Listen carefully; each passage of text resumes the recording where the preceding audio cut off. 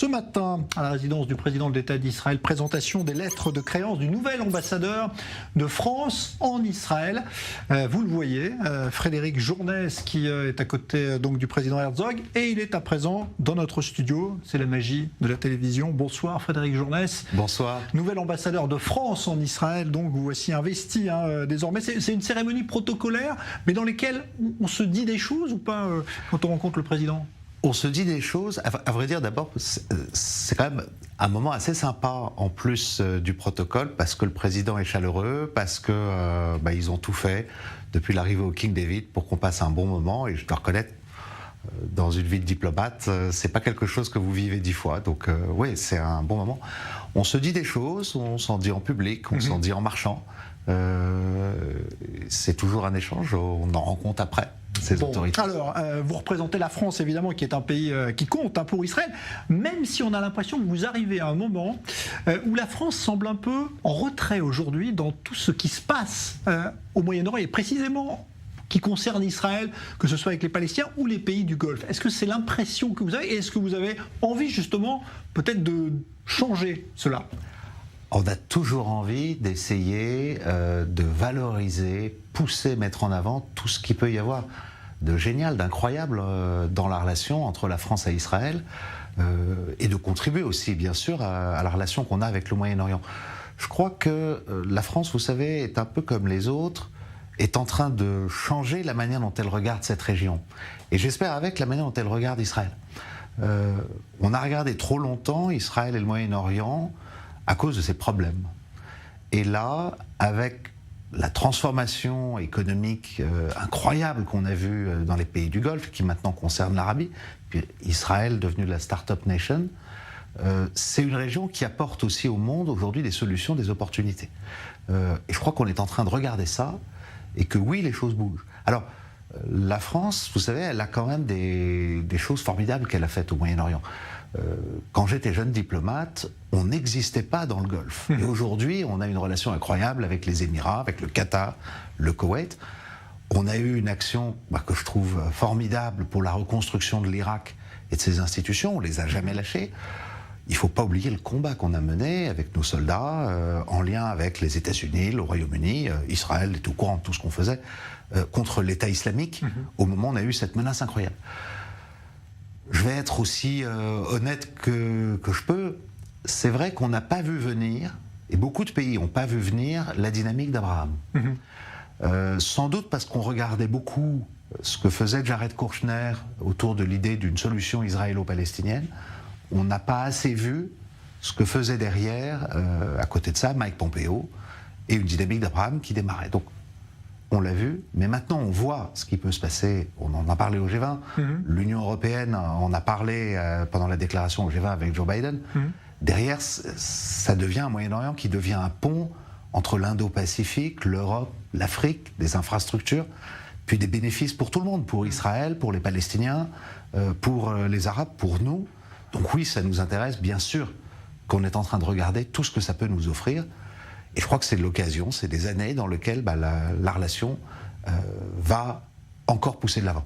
Alors justement, vous parlez des Palestiniens parce que c'est effectivement un dossier qui avait été mis de côté un petit peu mais qui revient aujourd'hui. Joe Biden tout à l'heure à l'ONU disait il faut cette solution à 2 États entre Israéliens et Palestiniens. Est-ce que vous pensez que aujourd'hui, vu la configuration politique par exemple du gouvernement en Israël, cette solution à 2 États est, on va dire, on est dans une situation où on peut la faire avancer? Je ne vais pas vous faire le pari qu'on va régler les choses dans 3 jours. Maintenant, la France, elle a toujours soutenu cette solution de 2 États avec l'ensemble des puissances et aussi avec tous les amis d'Israël. Parce qu'en fait, ce qu'on veut derrière, c'est surtout que les Israéliens et les Palestiniens trouvent une paix entre eux et qu'ils en bénéficient. Je suis nouveau, hein, donc je veux quand même me faire une opinion par moi-même. Simplement, ce que je peux dire de manière assez simple, il y a un problème. Ça fait 70 ans, 75 ans qu'il est là. Je comprends très bien qu'il y ait des gens qui en aient ras-le-bol d'en entendre parler et d'entendre répéter les mêmes formules. C'est vrai qu'on répète les mêmes formules tout le temps. Mais c'est pas parce qu'on arrête de parler d'un problème qu'il disparaît. En fait, il est toujours là. Ce que je me dis, c'est que c'est un problème politique et ce qu'il faut, c'est des dialogues politiques. Et ce qui me marque aujourd'hui, c'est qu'en fait, il n'y en a pas. Il n'y en a pas du tout. Alors que sur la dynamique d'Abraham, c'est quelque chose de politique qui s'est fait et qui derrière va avoir des conséquences de bien-être pour tout le monde. Donc oui, on continue à prôner ça, on continue à le dire à nos interlocuteurs israéliens comme palestiniens, on le répète dans les instances, mais ce qu'on veut foncièrement, c'est une solution qui ramène de la paix et qui garde la sécurité d'Israël. Lorsqu'on a eu la conférence des ambassadeurs, vous savez, Emmanuel Macron, il a eu une phrase sur Israël, c'était pour parler de la sécurité d'Israël. Et je crois que voilà, c'est ça que l'on recherche, et on le fait parce qu'on doit prendre en compte la légalité internationale comme elle existe, les cadres qu'on a essayé de fixer, et de les pousser de l'avant. Alors, Frédéric Journès, vous avez été, dans votre carrière de diplomate, également gouverneur au nom de la France au sein de l'Agence internationale de l'énergie atomique. C'est un sujet évidemment qui est très présent ici aussi en Israël, la crainte d'un Iran nucléaire. Quand vous voyez ce qui s'est passé hier, cet échange de prisonniers entre les États-Unis et l'Iran, est-ce que vous pensez que ça peut influer aussi sur l'accord nucléaire que peut-être les Américains seraient tentés de conduire avec l'Iran et que peut-être la France souhaite aujourd'hui voir raviver? Alors j'ai été gouverneur français à l'Agence de l'énergie atomique de Vienne, et puis j'ai passé une grande partie de ma vie sur les questions de non-prolifération et sur le dossier iranien. Ce qu'on a fait pendant près de 15 ou 20 ans, je crois, c'est, avec des moyens de force, parce que j'étais au Conseil de sécurité, on a discuté à cette époque des résolutions de sanctions, mais également avec des propositions constructives, amener l'Iran à une solution où il assure le monde que son programme n'est pas de finalité militaire et où l'Iran retrouve une relation plus intéressante avec le monde que celle qu'il n'avait. Et cet accord nucléaire, je sais qu'il a été énormément critiqué, n'empêche que lorsqu'il était en place, on avait un contrôle de ce que faisait l'Iran. On avait des inspecteurs tout le temps, des caméras partout. Depuis qu'on n'a plus l'accord en place, les caméras ont été occultées pendant une longue période. On a perdu une visibilité très importante sur ce qu'a fait l'Iran. Et d'ailleurs, c'est ce que le directeur général de l'agence nucléaire de Vienne, Raphaël Grossi, que je connais bien, ça a été mon collègue quand j'y étais, a dit dans son dernier rapport. Donc il faut qu'on revienne au JCPOA, à cet accord qu'on avait fait pour remettre sous contrôle ce programme. C'est ça notre conviction. Alors, c'est pas le dialogue pour le dialogue, c'est la négociation pour les résultats. Alors, vous avez mentionné les prisonniers américains.